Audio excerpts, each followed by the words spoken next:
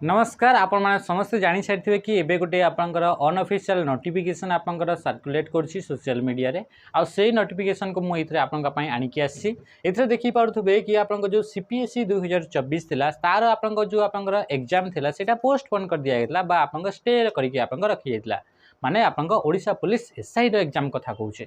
तो ये Odisha police SI रो exam पई आपंकर एबे आपंकर नुआ टेंटेटिव डेट पई आपंक गोटे लेटर इथरे आपंक माने देखिबा को मिलछि। तो से आपंक टेंटेटिव डेट रोचे 12 तारीख एंड 13 तारीख जुलाई 2025 रे आपंक इतरे एग्जाम हेई पारे बोली आपंकर ये नोटिफिकेशन कहूची। या विषय डिटेल्स आपंकर वीडियो चंदन सान ऑलरेडी हमर यूट्यूब चैनल रे देई सारछन ताकू डिटेल्स आपन देखि परिबे।